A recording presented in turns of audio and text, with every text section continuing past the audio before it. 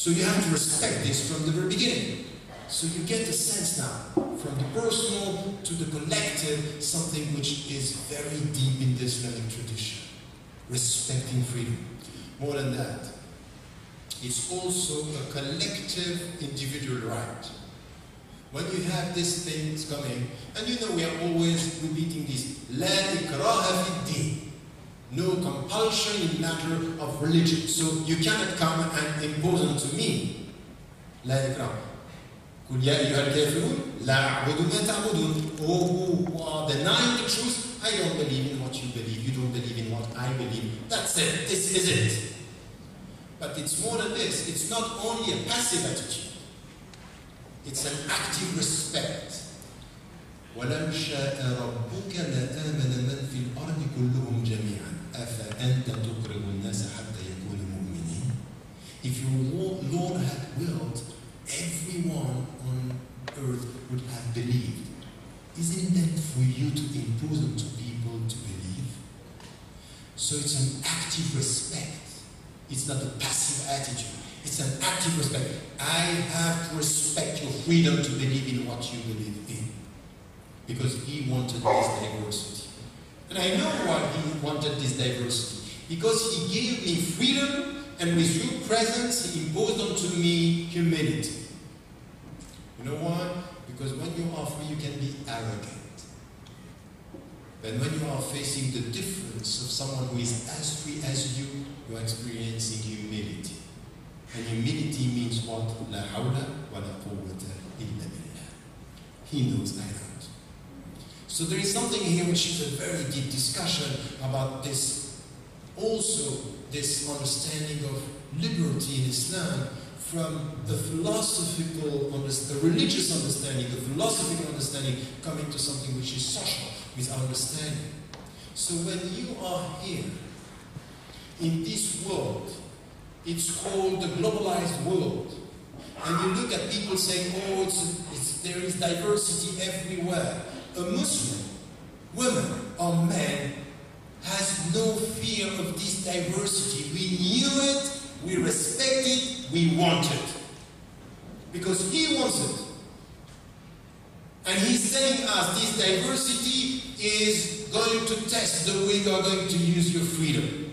Are you going to use your freedom to impose, to oppress, or are you going to use your freedom to know? This is the verse of the Quran في سورة الحجرات. كذلك جعلناكم شعوبا وقبائل لماذا؟ لتعارفوا. Your struggle is about knowledge, it's not about imposing. Knowledge is respect and dignity. And with dignity, you understand the freedom of others, your own freedom, and you add this knowledge to dignify this diversity and not to make it a problem, as we are doing within our community now, where we are not even able to talk to each other with this intra-community dialogue which is absent today. I think that this is a problem. So, Ibn Tufayl, when he came to this at the very beginning, he was coming with the basic dimension, and it was taken in the Western tradition as something which was, oh, this is a very good philosophical novel. In fact, he was translating the very essence of the Islamic teachings in this individual experience, and this was quite important. Let me add 2 points and I will end in our discussion here. So, having said this and having talked about this dimension of this freedom, law and diversity for us, there is something which is an important factor and dimension for us. It's really now beyond the law to go for our freedom and our responsibility. And there is a philosophical discussion at Qadar al-Qadar. We know this discussion. Very simple discussion. And it's not new. Al-Jabariyya wal-Qadariyya, these were 2 trends. One coming from al-Mu'tazila, the rationalist, the other the Ash'ariyya. It's the more mainstream classical tradition, while they were not all accepting the same position, but the question is simple. Very simple. Simple, but the answer is not so simple. If God knows everything, so he knows what is going to happen tomorrow, he knows there is no past, no future, no present, everything is So he knows what I'm going to do. So if he knows what I'm going to do tomorrow, I'm not free to do it because he knows it before I do it. So no freedom. So there is predestination. And others say, yes, but I don't know what he knows, so as I don't know what he knows, I'm ignorant of what he knows, so I'm free out of my ignorance, which is right as well. So how am I going to deal with this? Am I free? Am I a free human being? And you have many understandings coming from the prophetic and from the traditions here. As I told you, Al-Qadariyya saying, yes, you are free. Al-Jawariyya saying, no, we are not. And it's also, this is discussions that we had following what was said in the Christian tradition as well, with, grace, and are you going to be judged on what you are doing or because of your being? We had lots of discussion in the religious traditions. But for us, there is something which is very critical here, which is to be able to say, yes, Allah, God knows everything. But His knowledge is not my knowledge. What I know, and this is where I have to be responsible. I feel that I'm free. I want to move my hand, I can move my hand. I can kill you if I want. And there are things that I cannot do. And I can't decide now I'm going to love you. Because maybe not.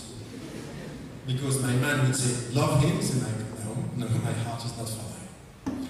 With emotion and affection it's very difficult. We are driven by things that, mysterious dimension. But I can feel that I'm free with my mind.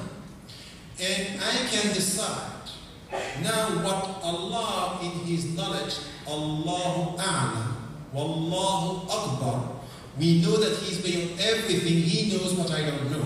What I have to do is the humility of my own dignity. The humility with my dignity is do the best you can with what you know. And try your best in this, and with your dua, the dua huwa al-ibadah, you can change the course of things. You are in communication with God and anything could happen. You don't know. And by being humble in this dimension, it's also, this is the second time that we get that point, that it's not possible for you to judge anyone. Because it is said in the hadith of the Prophet ﷺ that someone could do things that are so bad that he can be very close to hellfire. And someone could do things that are so nice that he can be very close to paradise. And then he goes to the hellfire and the first one go to paradise because you don't know. So you have to suspend your judgment. This is your responsibility. So your responsibility is, as you experience knowledge and you know the fact that you can choose, decide the best way with your freedom, and don't try to come at the level of God and His knowledge, because you don't know. So in fact, our positive freedom, it's coming from a negative characteristic, which is our ignorance. And that's good. At the end of the day, it's very good for every one of us not to know when we are going to die.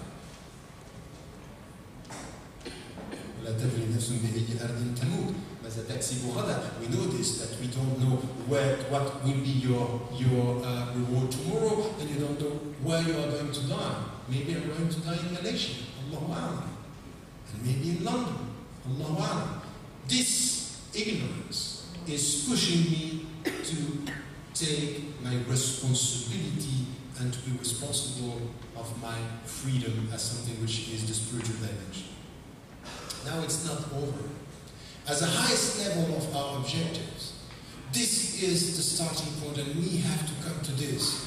We have, as believers, as Muslims, to be part of this discussion by saying everything which is protecting this essential dimension of our dignity, our freedom, we have to rely on that, and we have to strive for this. But now comes something which is in our societies. Remember, the Prophet ﷺ was getting the revelation straight away. And when the revelation was coming, all the believers were saying, Islam wa ta'ala. We just listen and we obey. Once they were in Badr. Ibn al-Mundhir was among the companions in Badr. And he went to the Prophet ﷺ and he asked him, the place where we are here, is this a revelation or is this your opinion? Look at that. Look at the Prophet, peace be upon him, educating his people to be able to go to ask even. Because some of us now with our shuyukh and leaders, you don't even dare to ask. And he said, خلاص. Here, he's educating the companions and they are going to ask him, I have a question. Is this a revelation? I'm not going to discuss this. If it's coming from God, خلاص. But it's coming from you, you are a human being. So I have a question here. Your strategy is not the good one. Because we have to protect the water from the people. So he came with a better strategy. And the Prophet ﷺ listened to him and changed the strategy. Meaning what? Meaning that he gave his companions, when it comes to the very essence of revelation, you listen. But when it comes to human beings and our worldly affairs, you discuss. You have the right to talk. You have the right to criticize. You have the right to contest. You have the right to think. Why? Because thinking is part of your dignity. In any society where you are prevented to think and prevented to express, that's not going to work. Listen to what is said in Surah Al-Rahman. Ar-Rahman. Ba'awzu billahi minash shaitanir rajim. Bismillahir rahmanir rahim. Ar-Rahman. 'allama al-Qur'an. Khalaqa al-insan wa 'allamahu al-bayan. He taught him to express himself. But the connection first between Ar-Rahman wal-Insan, there is Al-Qur'an. So the Qur'an is the source. So from the source I should be able to express, but not only to repeat, not only to quote, to think. Express and bayan means that I have a mind, that I have a way to speak. This is what Allah gave us and gave every single human being and all the Muslims. So when it comes to our societies, our organizations, any organization, this one or a university, when I have students at Oxford University, I'm telling them, you know what, I'm not asking you to come at the exams and to repeat what I'm saying. I'm not educating parents. It's not to, have a graduation of parrots and sheep. Because we are creating now an extraordinary new species of parrots and sheep in one being. They repeat exactly what is said. This is not this is not education, this is not higher education. Higher education is you come, you listen, you criticize, you contest, you give, you ask. Why is it that when the scholars at the very beginning, when they had to give a fatwa, not only I give you a legal opinion, but I have to give you why I'm ending with this solution, to help the one who is asking to understand the whole thing. I'm not following you, I'm following you rational. You is something, I'm not going to worship you, I want to worship God. So between you and God, there is your understanding. So give me the tools for me to be free to understand. Islam, if we don't have a clergy, it's all about autonomy. It's about the critical thinking. So you think at your level, but you have to go for this. So in our universities, in our organizations, in our societies, in our governments, you should be able to be critical. You should be able to contest. You should be able to express yourself.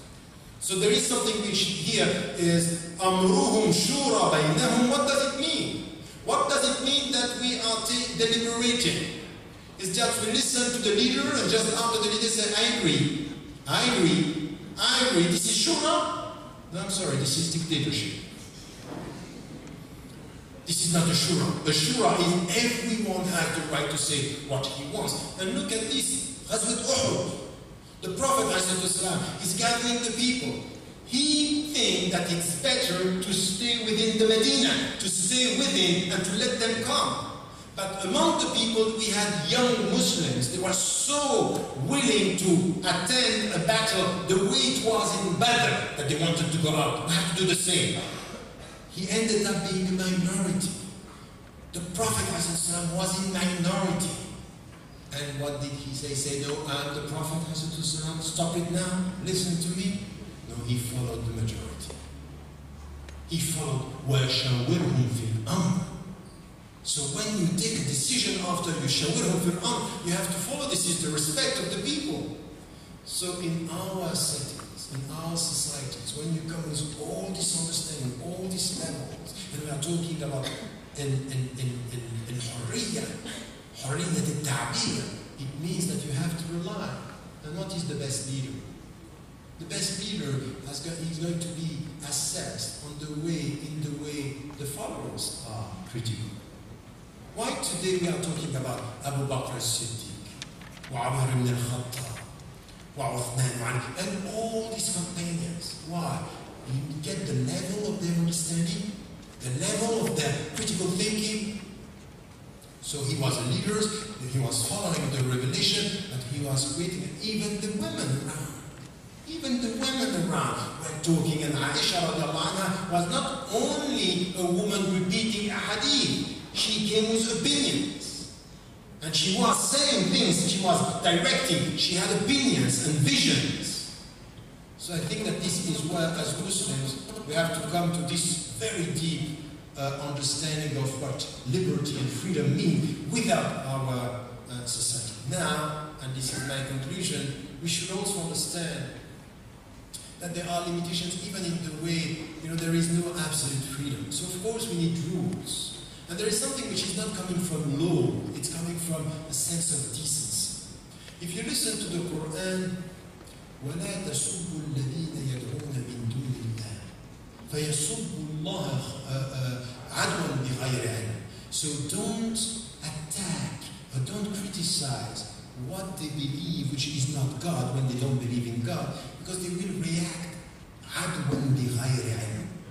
And then they are going to feel aggressed and attacked, so they are going to react without knowledge. Without وَكَذَلِكَ زَيَّنَّا لِكُلِّ أُمَّةٍ عَمَلَهُمْ. This is the way we are beautifying the way the people think. And this is sometimes, we had this discussion in Europe. So after the cartoons, and some Muslims and some Arabs said, what we are going to do? We are going to do the same, to show them that there is no freedom for us as there are freedom for them. I said, this is not the answer. The answer is not the sobru. It's not this. A sense of decency. And I would say that if we are talking about dignity, you should struggle for your rights to express yourself. You should contest when the government, or you should be able to struggle and to say, we should be free, this is part of our dignity. And when it comes to other cultures, other religions, people with sensitivity, what is very important is a sense of decency. Don't insult, don't attack, respect the people.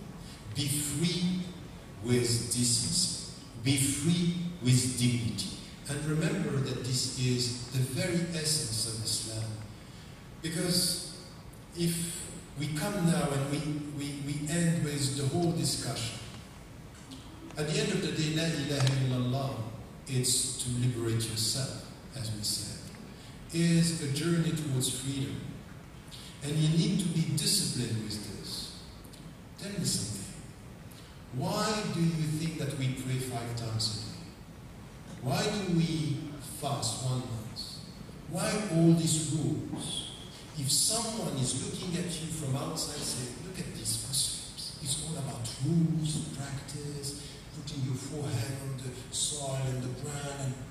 And if you experience this from within, you understand that what you are trying to get here is something which is freedom of your being, with something which is to be married with freedom, which is peace.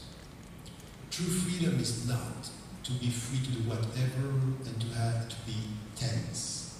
True freedom is salamat al-Islam, this inner peace coming from Islam. It's something that you feel lightened, you feel liberated. So you put your forehead knowing that at one point, when you have your forehead on the ground, this is where Allah is the closest to you. No one from outside could understand this. You have to experience Him from within. This is the spiritual meaning of liberation.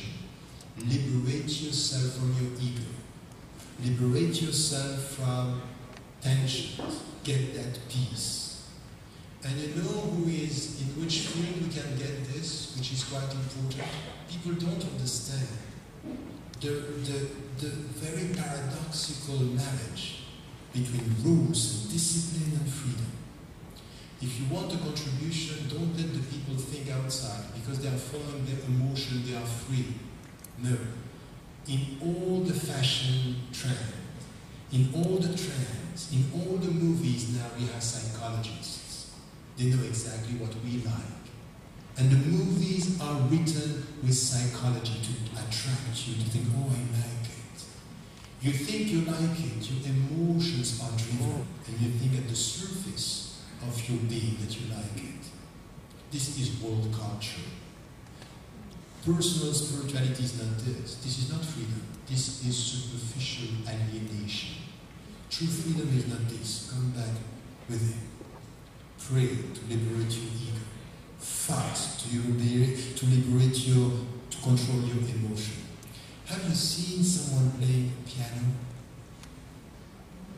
Can you tell you something? You see people improvising. It's as if he or she is completely free. It's as if it's coming like this. It seems to be easy. It seems to be pure freedom. In fact, behind this, what can you find? Someone who had worked so much to master the technique. He knows or she knows the technique so well that he's freeing himself or herself, isn't it? The technique of art to freedom of art. The technique of religion towards freedom of spirituality. Technique of religion, pray, fast, control yourself. At that point you will get the true freedom. Not to follow what the people like, but to question what they like, to know who you love.